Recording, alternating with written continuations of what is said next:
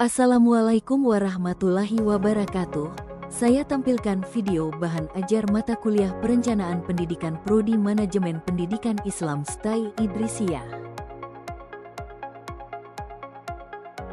Selamat datang dalam video pembelajaran tentang model dan metode perencanaan pendidikan. Video ini ditujukan bagi para mahasiswa, pendidik, maupun praktisi pendidikan Islam untuk memahami fondasi penting dalam manajemen pendidikan yang efektif, terstruktur, dan bernilai Islami. Perencanaan adalah fondasi utama dalam keberhasilan manajemen pendidikan. Tanpa perencanaan yang matang, setiap program pendidikan berisiko kehilangan arah dan tidak mencapai tujuannya. Dalam presentasi ini, kita akan membahas berbagai model dan metode perencanaan pendidikan yang relevan dan aplikatif. Mulai dari pendekatan komprehensif hingga metode yang berlandaskan nilai-nilai Islam, semua bertujuan agar proses pendidikan menjadi lebih terstruktur, efektif, dan selaras dengan perkembangan zaman. Mari kita telusuri bersama bagaimana perencanaan yang baik dapat menjadi kunci lahirnya generasi yang unggul, berilmu, dan berakhlak. Landasan, pengertian perencanaan pendidikan. Perencanaan pendidikan merupakan proses sistematis untuk menentukan tujuan, strategi, dan tindakan dalam pendidikan. Anderson dan Lewis Allen menekankan pentingnya memiliki pandangan masa depan yang jelas, lalu menyusun langkah yang tepat untuk mencapainya.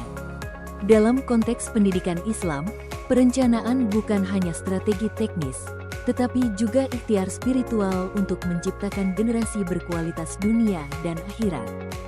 Dalam merancang pendidikan yang efektif, penting bagi kita untuk memahami perbedaan antara model dan metode perencanaan pendidikan. Model perencanaan adalah kerangka konseptual atau pola umum yang memberikan struktur dasar dalam penyusunan rencana.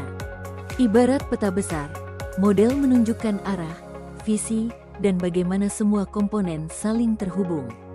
Contohnya seperti model komprehensif, model berbasis tujuan, atau model PPBS. Sementara itu, metode perencanaan adalah langkah-langkah praktis dan teknis yang diambil untuk melaksanakan rencana tersebut. Metode mencakup prosedur, teknik, dan cara kerja untuk menerjemahkan model ke dalam tindakan nyata di lapangan. Perlu juga kita bedakan antara perencanaan pendidikan dan perencanaan pengajaran. Perencanaan pendidikan mencakup aspek sistemik dan strategis seperti kebijakan, kurikulum, dan pengelolaan lembaga secara menyeluruh. Sedangkan perencanaan pengajaran lebih bersifat operasional, yakni berkaitan langsung dengan proses belajar mengajar di dalam kelas. Dalam konteks pendidikan Islam, kedua elemen ini, model dan metode, harus selaras dengan nilai-nilai keislaman.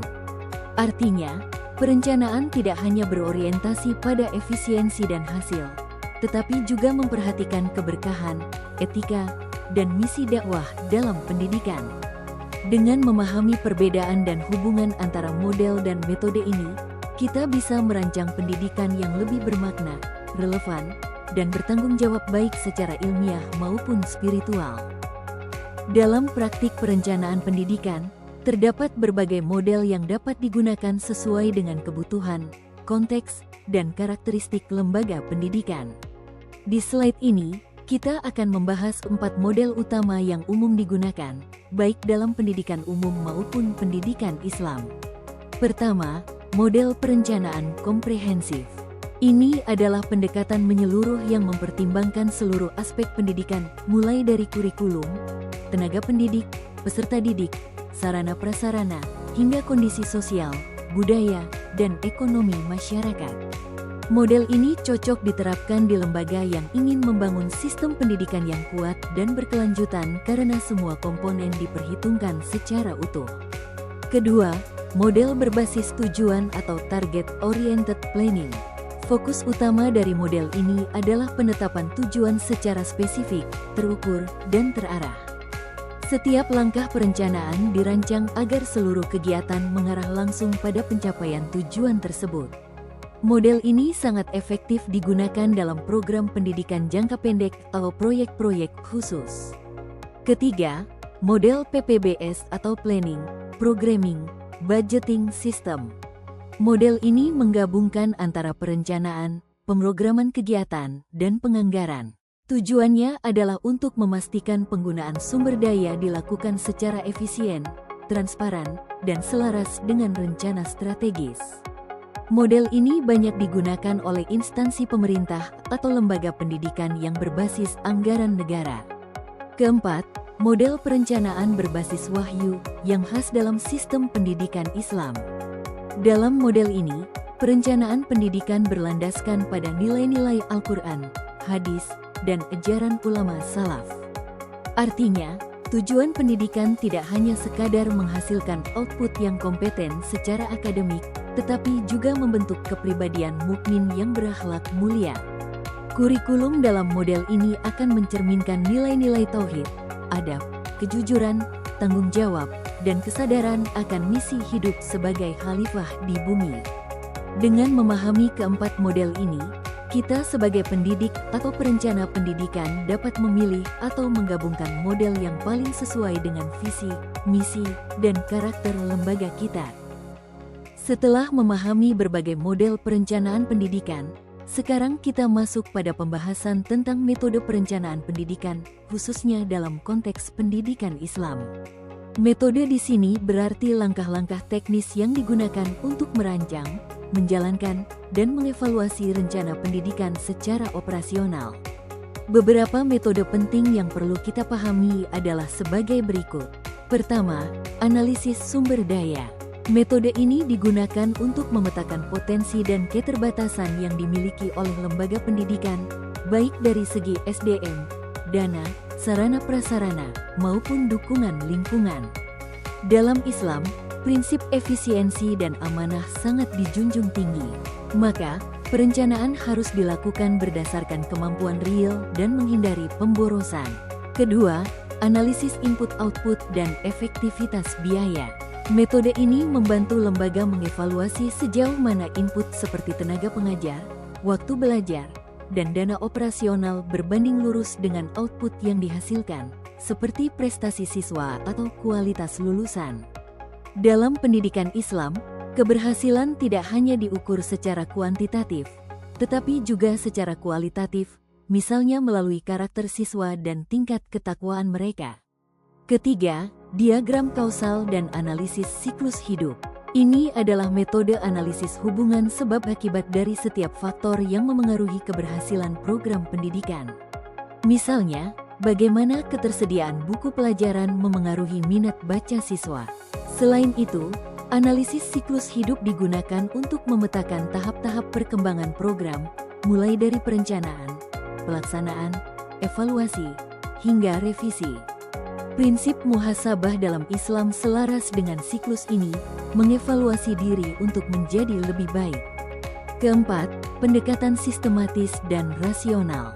Dalam metode ini, setiap keputusan yang diambil harus berdasarkan data yang akurat dan logika yang jelas. Namun dalam pendidikan Islam, rasionalitas ini harus diselaraskan dengan nilai-nilai spiritual dan etika Islam. Ini mencerminkan bahwa ilmu dan iman tidak boleh dipisahkan.